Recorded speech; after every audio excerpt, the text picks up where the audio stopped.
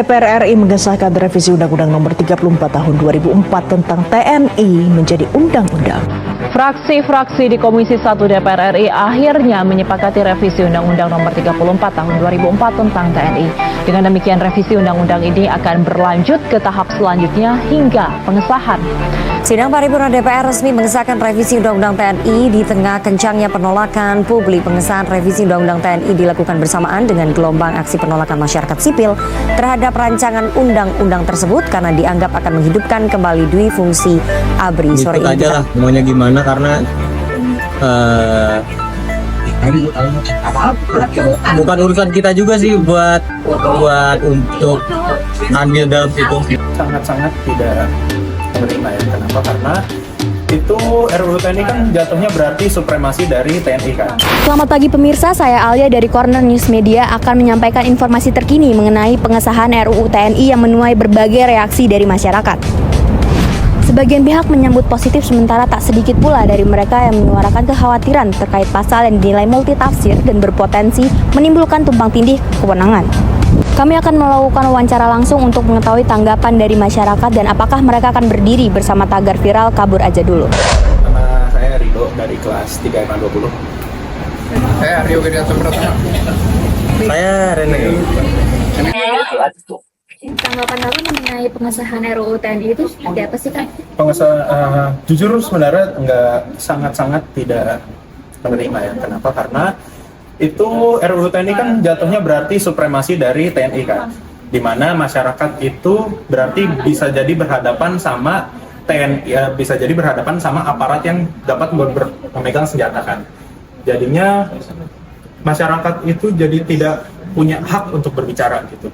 RUU TNI ya, kalau menurut saya kayak dengan disahkannya RUU TNI ini mungkin bagi beberapa orang banyak yang kontra, tapi untuk saya sih saya akan setuju karena ini bisa jadi jembatan buat TNI untuk membantu di segi pembangunan, terus juga untuk masalah-masalah nasionalisme kayak teroris, terus kayak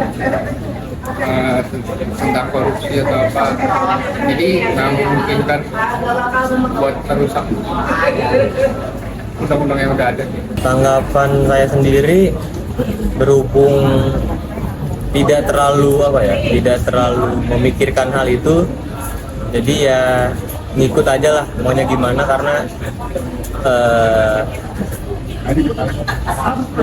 bukan urusan kita juga sih buat untuk andil dalam situ. Saya sih ya kurang mendukung sih kalau masalah kayak PDI double job gitu.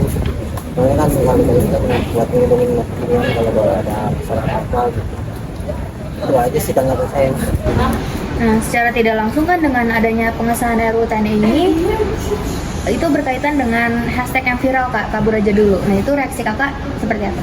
Sebenarnya bisa mau dibilang setuju sih, sebenarnya setuju juga. Kenapa? Karena itu reaksi alami yang muncul dari orang-orang karena merasa kebebasan yang mereka miliki di Indonesia itu perlahan-lahan diambil gitu. Buat saya sendiri sih oke aja ya, karena mau gimana pun juga, mau ya taruhlah kayak demo kemarin juga ya tetap aja mau gimana juga jawabannya tergantung mereka juga. Hal itu yang viral itu ya, yang kabur aja dulu,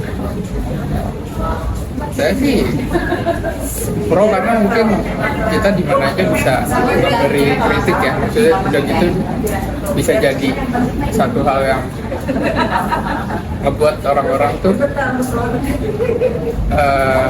ini proses singkat kayak dari segi kehidupan atau ya dan segala hal kayak ekonomi segala macam yang mungkin di luar sana bisa lebih better.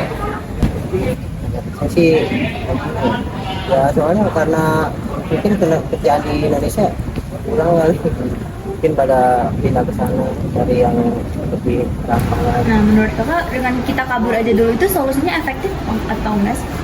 Secara dari mungkin individu, dari orang-orang kayak misalnya kita yang emang mau kabur aja dulu, itu mungkin efektif karena kita di sana bisa mendapatkan bisa mendapatkan yang lebih baik, kayak misalnya dari contoh prospek kerja dan lainnya. Tapi kalau dari pemerintah udah pasti enggak, soalnya kan jatuhnya kayak itu masyarakat yang kabur dari negara.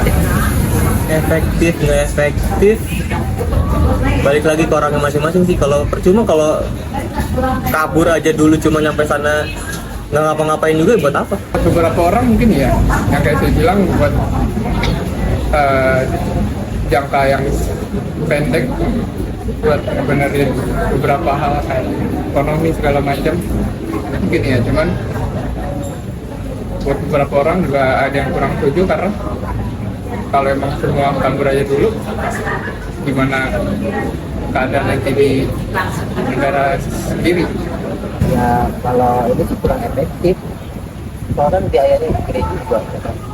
Dan yang terakhir nih Kak, apakah dengan disahkannya RUU TNI ini berkaitan dengan latar belakang Presiden kita Bapak Prabowo Subianto yang juga merupakan seorang TNI? Sebenarnya dari perspektif saya itu kan jatuhnya rumah.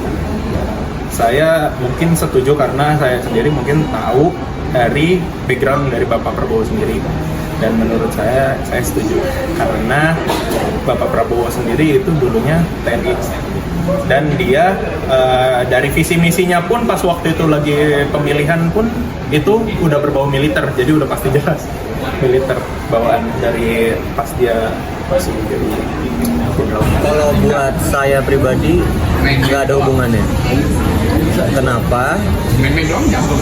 Karena ya kita semua tahu kalau jadi presiden ya harus netral, nggak bisa berpihak ke satu pihak tertentu, tuh nggak bisa. Demikian tanggapan dan reaksi masyarakat terhadap tagar viral kabur aja dulu dan pengesahan RUU TNI. Saya Alia dan tim News Corner Media pamit undur diri. Terima kasih.